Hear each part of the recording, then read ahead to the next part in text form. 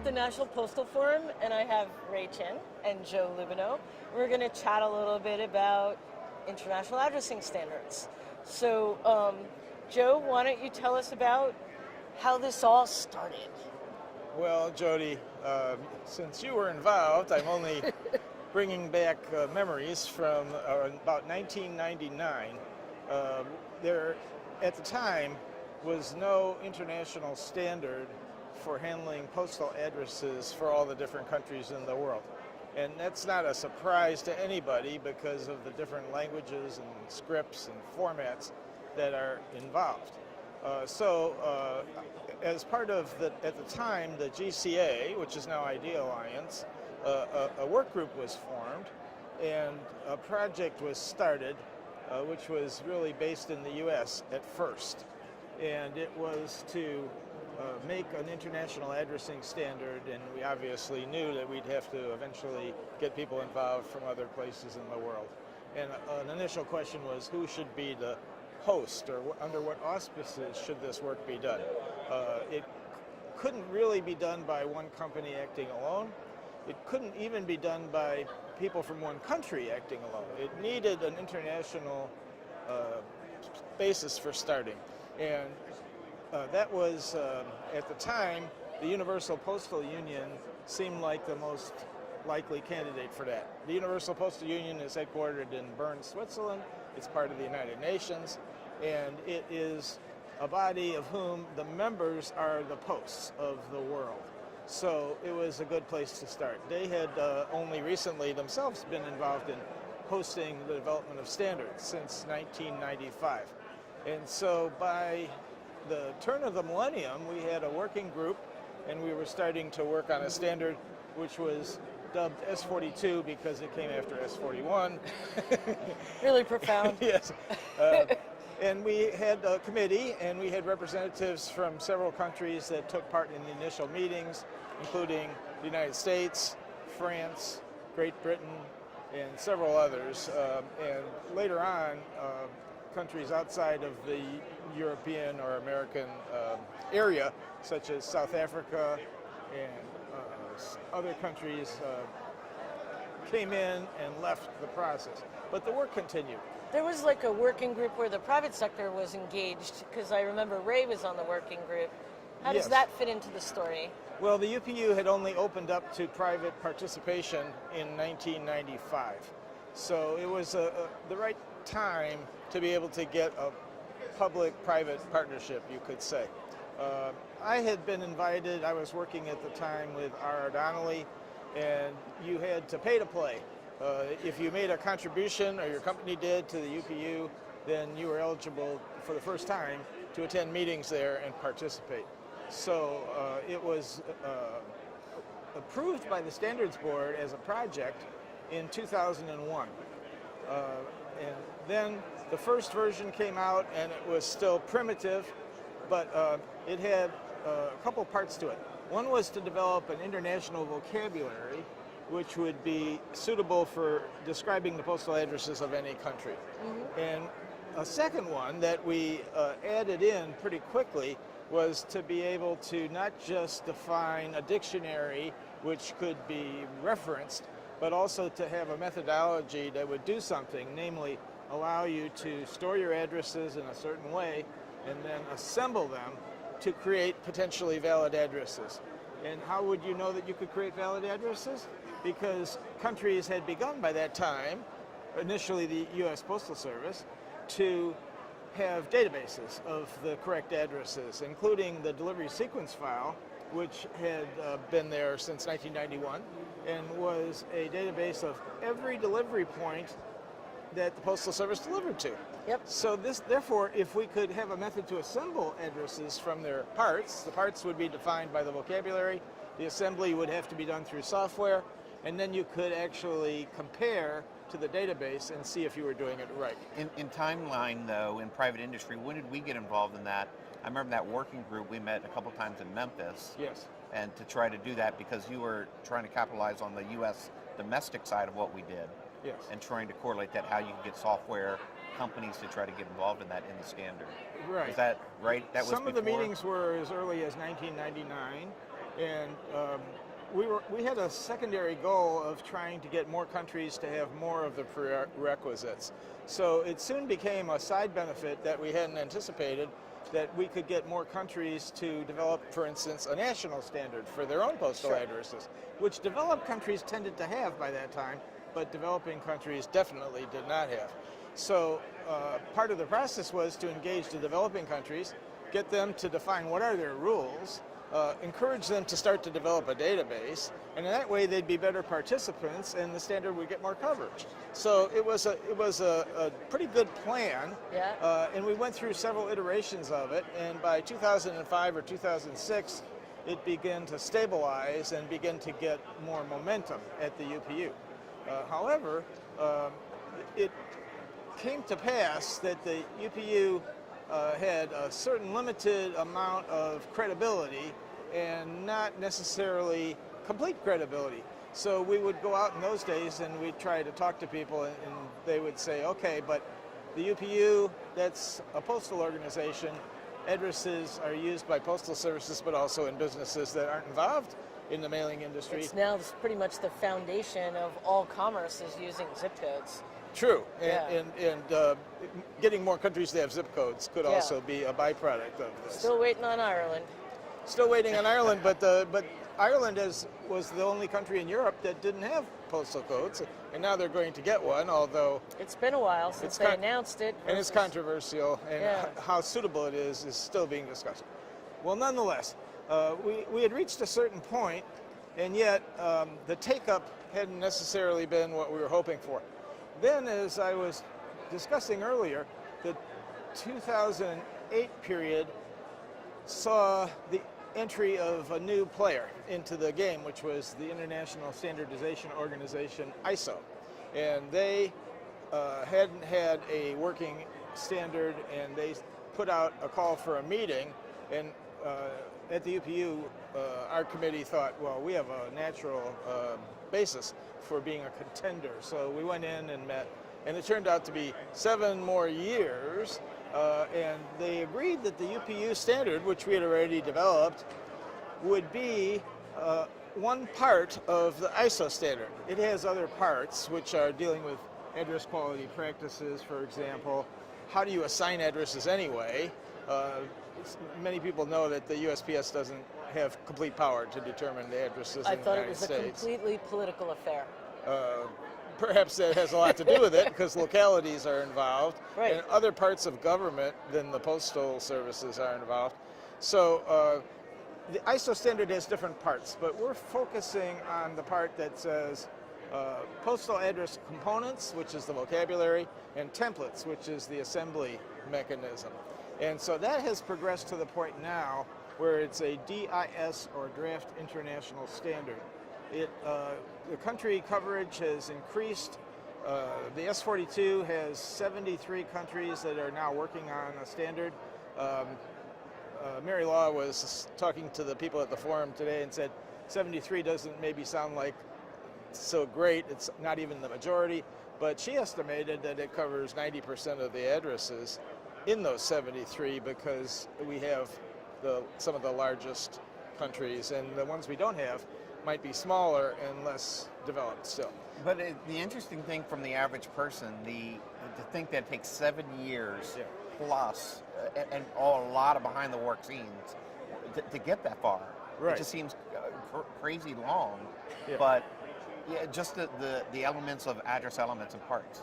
Yes. You know, thoroughfares versus street, all those different elements that we have out there, trying to homogenize that worldwide. That's right. Was a lot of work and a lot of effort in the process. I'll give an early example of the United States Postal Service. The standard has to be able to handle all the different types of addresses that exist in a country. For example, there's street type addresses. That's the most common probably. There's also high-rise addresses, business addresses, post office boxes, rural addresses, military addresses, and working with a lady named Mabel Grine in the U.S. Postal Service, we had figured out that there were 8 different types of addresses in the United States. Okay. And so... Does that include vanity addresses? No, that does not. She's referring to addresses that people choose to use even though the Postal Service may not think that's the ideal form of the address. And it includes territories, which we all think they're foreign, right? Puerto yes. Rico and Guam. Puerto Rico has a Spanish syntax for their addresses, which is not the same as the 48 or 50 states. Sure. And so you have to cater to a lot of special situations, basically. Right. Now, these 8 types of addresses, for a while we thought, okay, maybe we can identify the address types and then have a separate template for each one. But then, along the way, the idea occurred to us that we could integrate the different types by doing some branching. In other words, how do you recognize a P.O. box address? Well, it has a P.O. box and a number, but it doesn't have a street, and it doesn't have a building, and it doesn't have indication of a military facility. So by branching, based on what the elements, as we call them, contain, what elements have data in them and what elements don't, we were able to determine that we could have one single algorithm, if you will, or template that would be able to handle all the address types. So that was a big step forward, and we then had the concept of having one template per country. In case someone is thinking of it, you might say, could you have one template for the whole world? And the answer is you could, but you wouldn't want to work with that. But if we go backwards for a second, some of what you said made me wonder. Since you established the 8 types in the United States, the Postal Service has introduced another type, which was, for example, the competitive P.O. box that has a street address. Yes. So that FedEx can deliver to that P.O. box. That's right. So they can be more competitive. So does that become type 9, or does it fit into one of the existing types? If we were still thinking in terms of 8 types, we would now be thinking in terms of 9 types. But having thought of just combining them into one, then that's a hybrid, and it combines the features of 2 types. And so we had to account for that. And the nice thing about S42, it has a set of about 35 basic elements that is sufficient to describe all these addresses. But we have what we call subtypes. So for instance, in Russia, you have a region element, but in Russia, it's a hierarchy. So you might have a region within a region within a region. Sure. Because of the vast territory in Russia. And so these elements have to be, you have to be able to take instances of them, and you might need as many as 4 regions. In Japan, you have 4 different levels of district, and so addresses in general can be very complicated, and in the U.S. they're relatively simple. So anyone who's watching this that thinks that addresses are not that complicated, maybe you're from the U.S. where they are relatively simple, but trust me, if it's Japan or Brazil or Russia, it's not so easy. And then there are countries that could be quite large. Take India and China. China, not surprisingly, has a centralized government, a centralized postal service, and they can determine what address formats they want to have, and it will take effect. People will follow the rules. India has as complicated of a system, but it doesn't have the set of rules defined. And it's totally decentralized. And it's decentralized, right. Yeah, so that's a huge challenge. What other challenges might exist, right? So I'm agreeing with you, Jody. Each country has a unique challenge. Yeah. You have Arabic, which reads from right to left. You have special alphabetic characters and accent marks. Right. And the character set is a serious problem. Now, something came along early in the game called Unicode, and Unicode is a way that computers can have the ability to represent any character in any language, which didn't exist back in the days of Windows 3.1. You used this project when we started, it wouldn't have been possible to succeed because we would have had to keep changing the character set in order to deal with the different countries, so it would have been hugely cumbersome.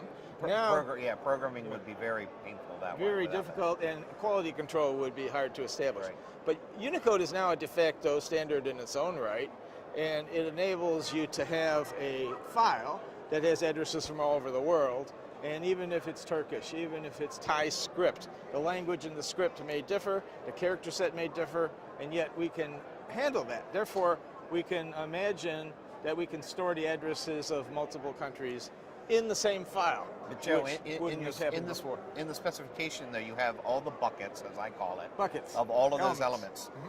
When you look at these elements, some of the challenges that we have are how do we, one, figure out what goes into each bucket and fitting the right definition, and then being able to reference it back to some referential data that is sanctioned and is viable and what's true. So some of the challenges are we don't have back-end databases that are sufficient granularity in the world, particularly in the undeveloped countries.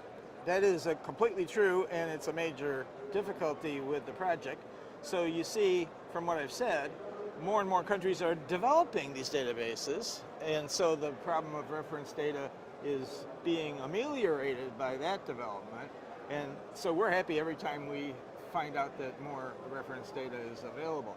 The UPU went for their part. They made a product of whatever data they could get from all their members, and it varies widely. Germany has a complete set of the addresses. Some country like Mali certainly wouldn't. But on the other hand, could you get a list of all the towns in Mali? Well, yes, you probably could. It seems finite. Yeah. Could you get a list of all the districts in Russia? Maybe not. But China, at the start of the project, didn't have these kinds of complete lists, and now they do. So maybe one reason the project took long is because of these barriers, but since it's been going on for so long, we now have a different situation than we did when we started. And the challenges continue again, as we both saw when we went to the UPU this last year. You can only say left turn at the oak tree so many times that then you get confused on which oak tree. So countries that don't have streets and really fixed structures are hard to name. As you know, the geocode world is starting to come into play. Well, now you've brought in a couple of things. One is this idea of descriptive addresses, which is still prevalent, especially in Latin America, for example. An address might be described as 50 meters north and then 10 meters west of the cathedral. That's not very good because it doesn't lend itself to automation. And they may have as many cathedrals as oak trees. Well, maybe. Would that be our equivalent of our intersection? I'm at the intersection of? Yes, that's another example of a defective address. If I were to say corner of 3rd and Main, that's really 4 different possible addresses of the corner of 3rd and Main. One of our principles is we want a unique address for every delivery point. And so 4th and Main is something we don't want to see, and yet you get that kind of address. And we want to get rid of the address that says 50 meters north of the cathedral, and we want to have that changed to street type. And the UPU, showing again that they're a good sponsor for this, they have enacted a kind of a program of quality assistance. So, for example, Costa Rica got a grant from the UPU to improve their address structure. Saudi Arabia didn't have any delivery to streets at all. What they had was you'd get a number, basically a post office box type of number, and you'd have to pick your mail up there. That doesn't help the growth of the mailing industry if you have to come to the post office to pick up your mail. It's much better if they would have home delivery. We know that people in most of these countries prefer home delivery if they can get it. And as the mail volume grows, it's more likely that the Postal Service can support the home delivery. Now, you mentioned geocodes, so this is a good time to just mention that as a factor. A geocode would be something like a postcode, only better. It would be a code that could tell you basically the latitude and the longitude. It could tell you that a certain address is near another address or not near another address. Why would I want to know that? People like to know this information. Say you're meeting somebody and you find out that they live on the next block from you. That could facilitate your further networking with that person, and maybe leads to commercial interactions or at least personal interactions. And I guess I was thinking the dynamic routing that a lot of the postal operators are trying now, that it would be useful for that as well. In as much as this is a project that's being led by the postal services of the world, the postal code, even the old-fashioned type of postal code that's not a geocode, enables you to sort mail, group it, and arrange delivery routes and so forth. But a geocode is better because it lets all the addresses automatically, without any further lookup, be referenced, so that you could easily say, for example, I want to deliver pizza, or if it's Tunisia, falafel, and literally they've used postcodes to allow special programs where you can mail to a certain geographic area. So geocodes are kind of one of the latest trends, and Saudi Arabia was very intelligent about it when they... Trend or fad? Trend, because it has inherent superiority to the old postal codes, Right. I would say. So now in Saudi Arabia today, they have this code implemented, and you can use it for those conventional postal purposes too. They can do their routing that way, and yet any business that isn't directly involved with mail can use it for identifying where in the town that particular address is. Saudi Arabia's postal code is one of the most advanced in the world right now. I don't want to cast any aspersions, but the U.S. postal code, the original zip code, an example of where it falls short is that it is dependent. You can run out of numbers, okay, in a given area. There were cases, and Jody remembers these in the 90s. She would grill me about this. There are situations where in Florida or Arizona they run out of zip codes, and then they have to say, we're going to reorganize it. But that means your zip code may have to change, although you didn't. Why does your zip code have to change? You didn't move your house. Nope, just population increase, therefore it affects everybody. Yeah. Y2zip, like Y2K. Now, if you think about it a little bit, if you have a geocode, there can be a growing neighborhood like in Phoenix, but it doesn't change latitude and longitude. Right. So those geocodes, nobody would ever have to have a revision of their geocode simply because too many people were moving into the neighborhood. But the counter is that remembering or knowing 17 plus digits is prohibitive for the human brain. And the Saudi Arabia code has 13, but they did divide it into a 5, a 4, and a 4. There's certain studies, I don't know if they're really valid. They say human beings can remember 7 digits. Why do human beings have to remember it anymore? Everybody has a mobile phone or a computer. Probably that will allow larger. Yeah, it just seems like an used. unnecessary obstacle at this point in time. Maybe it was a valid obstacle in 2001. Yeah. But now I'm not so sure.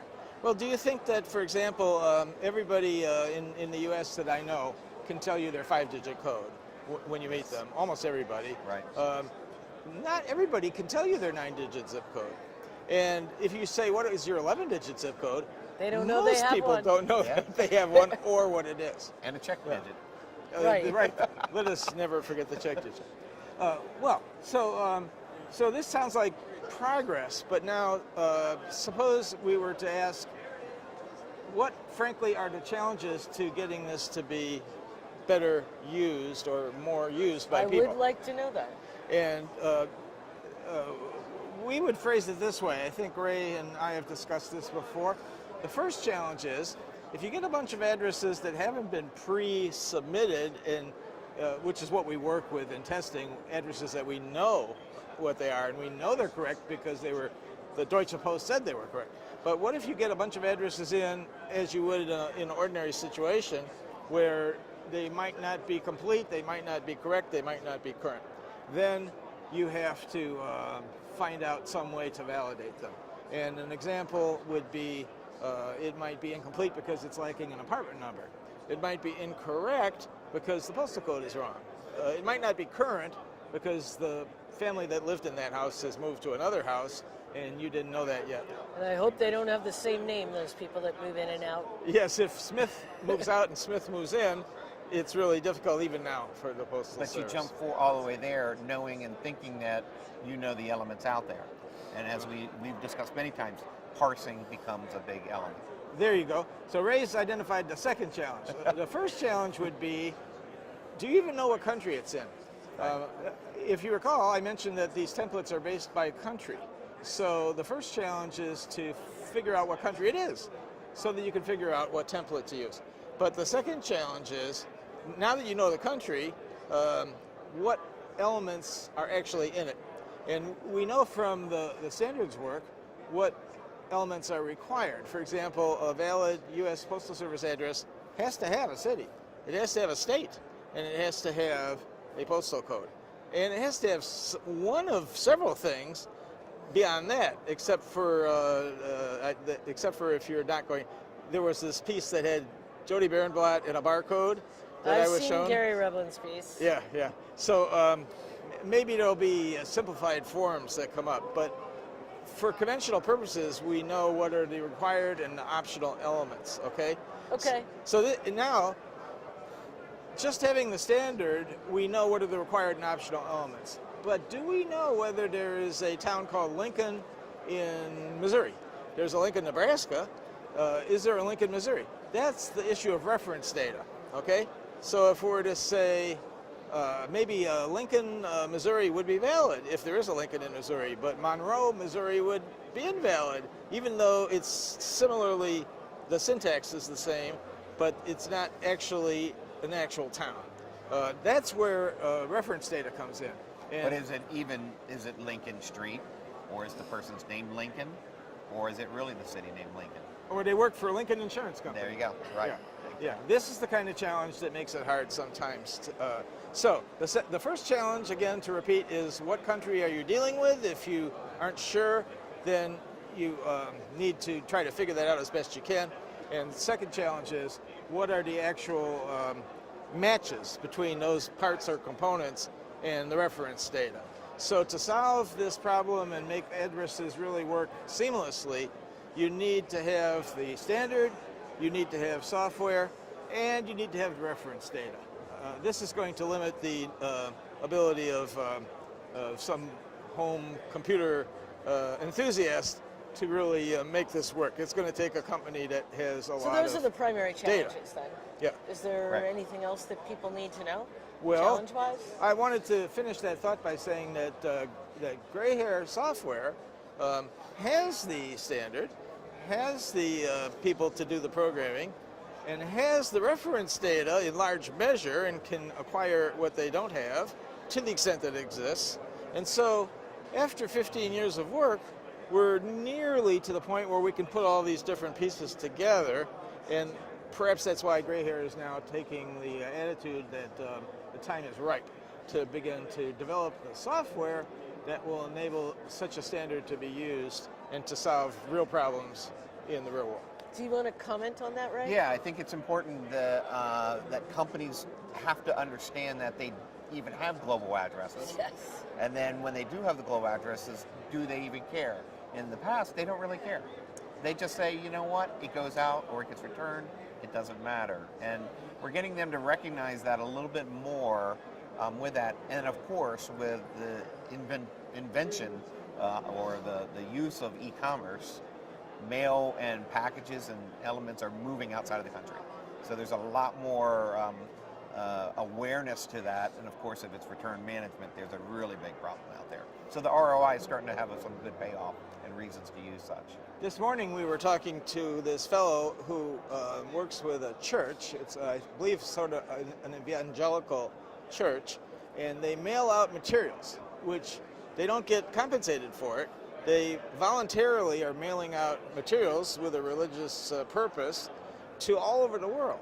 And they have to work with what they have. So they have, put it this way, not close to 100% accuracy on their addresses. So they were enthusiastically listening to our presentation and were saying, you know, at what time would this actually be available on the market?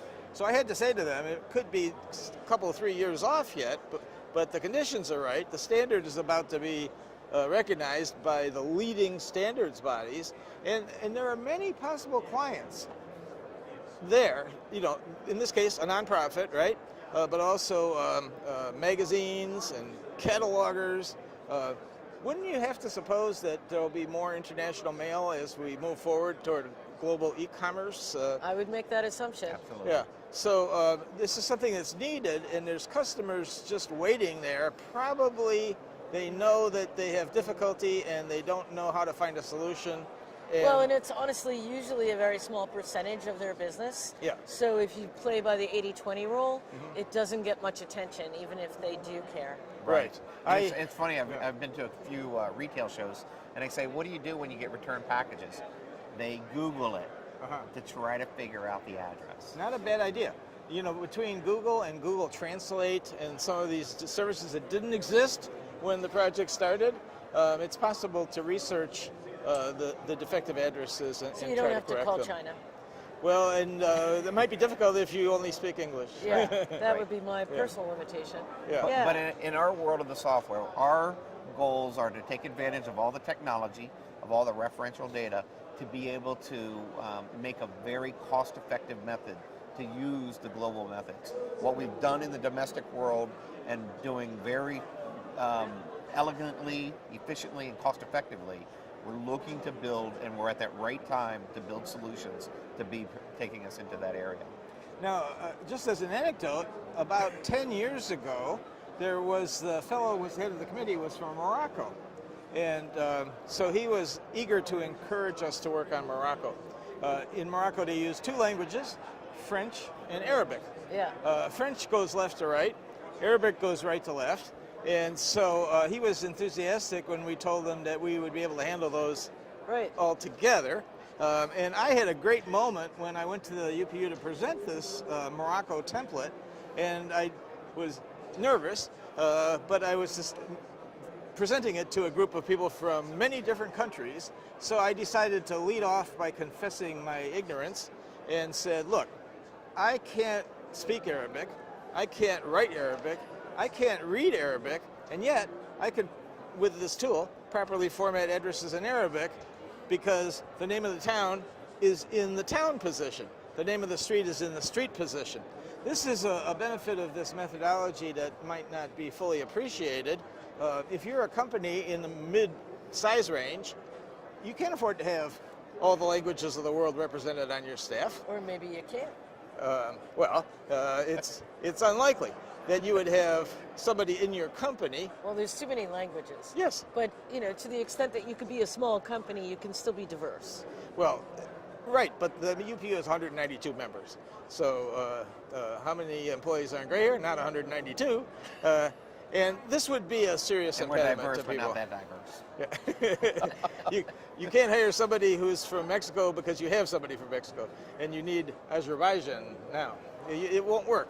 So the fact that this methodology can work even if you don't have an in-house expert on that language or that script, that's a big deal. I think it's brilliant. The fact of the common vocabulary is important. Yes. Because if you had a different vocabulary, I visited at an earlier Postal Forum, a company that was specializing in international address hygiene, and they were pretty good at what they did, but every time they wanted to add a new country, they had to deal with an entirely new format, possibly a different language, and so with great effort they'd say, well, we're from England, but now we can support Belgium, and we can support the Netherlands, and I would say, can you support Italy? Well, not yet, but we're hoping next year. This methodology will enable people to write software that will work for a new country that it hasn't seen before. And that's another reason why it might be a good idea economically to develop this sort of software that's needed at this time, because you won't have to worry about 192 separate problems because we've done that work. And the amazing thing in your templates that you found through your testing, and as you've been doing more, you're finding a lot of the existing templates are working in places that you didn't expect them to work. That's right. And you're getting some byproduct benefits when you are getting more and more countries adopting into the methodology and providing template information. That's right. Which is exciting. Yeah.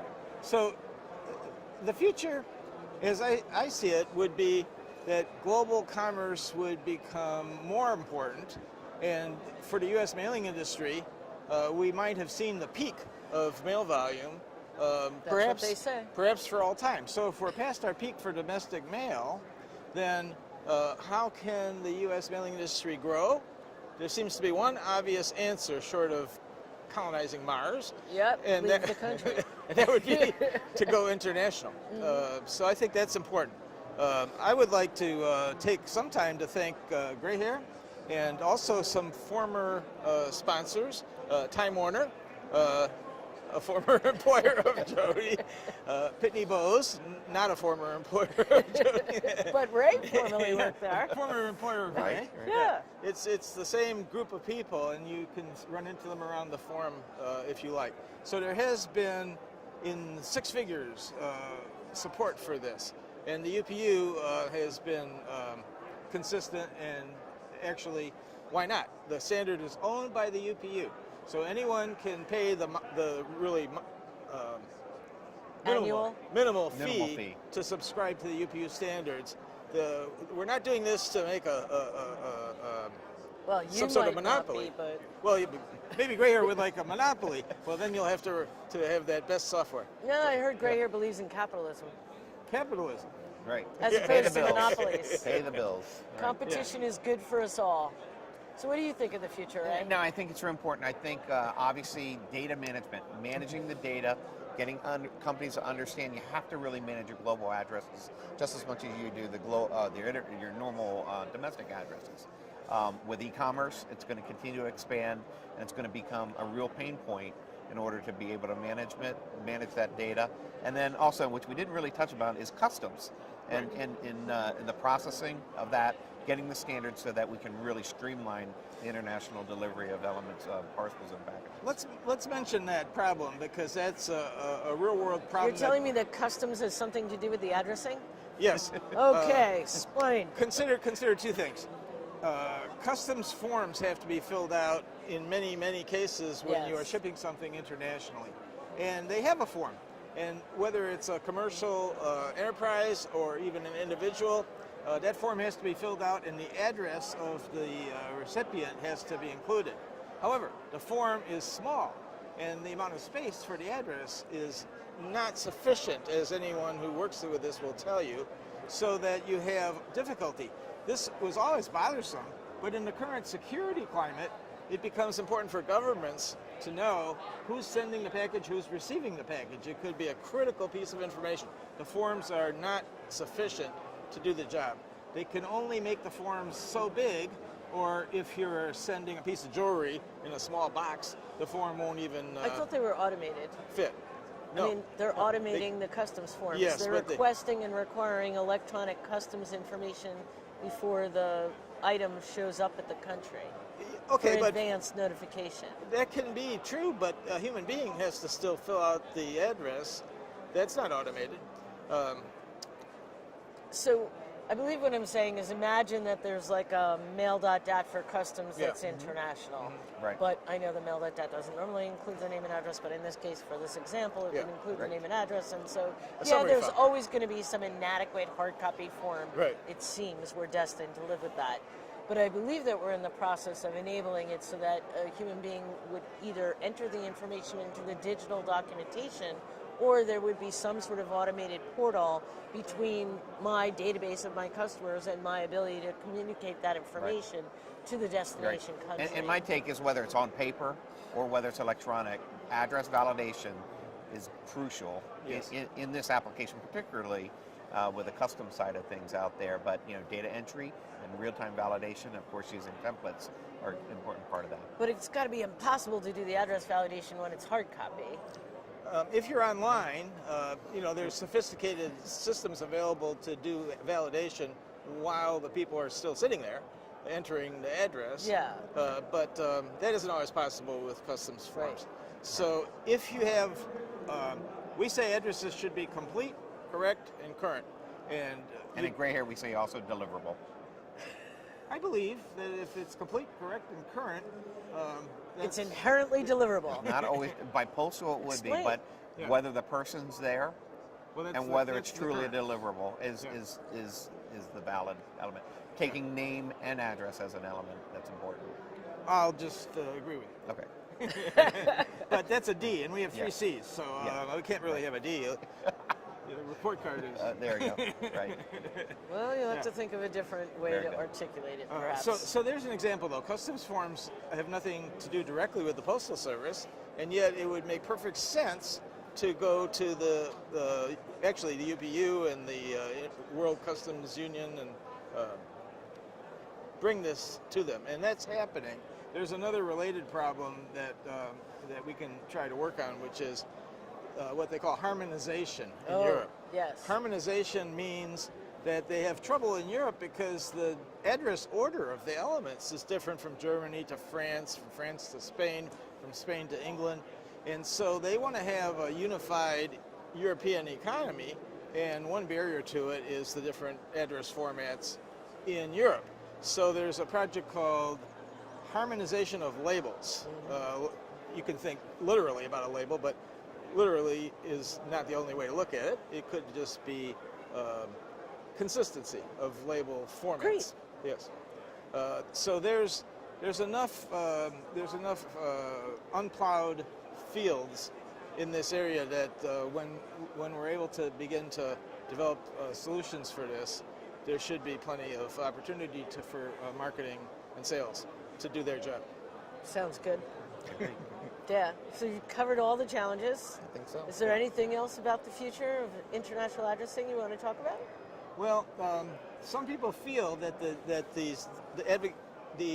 advent of geocodes is going to change the game, and you would simply have the name of the person and some 17-digit number, as Ray was saying, and that's all you would have.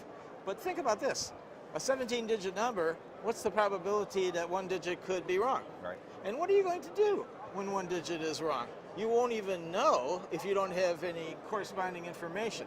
The good thing about what we might have to start calling conventional addressing is that it offers a sort of a redundancy check. If I mail something to you in New York and I get the street right, but I get the zip code wrong, it's still got a chance of being deliverable. But if I put a geocode on it and I just say Jody Berenblatt and a 17-digit number and one digit's wrong, it's going to be real hard. Yeah. Especially if your name was not as special as it is. Very interesting. Yes. Yeah. So I don't know if you have some more questions, we could address them. Simply asking about the future. I don't have a specific question, so if we've covered most of the material, we can wrap up for today. Okay, here's one more future consideration. Okay. People say that maybe there won't have to be, a lot of physical mail will literally go away, okay? And therefore, will we all communicate electronically only and not have physical mail? But outside of the idea that you would fabricate things, I'd send a file and then you say, oh, there's the instructions to make this car, and you make the car in your backyard. Physical delivery of items as opposed to downloads of music. Or 3D printing. Yeah, I'm saying even with 3D printing, it's not going to be soon that you're going to be able to avoid sending items, physical items, to people. And therefore, you're going to need some sort of addressing system for the foreseeable future, I would say. Whether it's the Postal Service or a new entrant competitor that's trying to deliver the item. Amazon by drone. As you wish. Yeah. So if you told me this was going to succeed and have a 50-year useful life, I'd say, well, that's good. And that would be a justification for your business ROI calculations, if you could say that. What happens far in the future, we probably shouldn't try to predict. Okay, I won't. Okay. But the future looks bright now that you've created a standard that the software can validate and that customers can begin to use. Let's hope so. And I think that GrayHair is taking a leading role in this at just about the right time. It's worth mentioning that GrayHair has been following and supporting these developments for quite a while, and now is the time that they feel it's within the reach of reality. high-quality implementation. Right. If GrayHair had been overly enthusiastic about this and started 15 years ago, businesses don't have that kind of span of attention. Right. And so it probably would not be working. So I think this is the right time and the right approach. Thank you for your patience, Ray. Well, thank you all. Yeah, because he's been waiting for Joe to finish up the standard so he can take the software to market. There we go. Yeah. Appreciate it.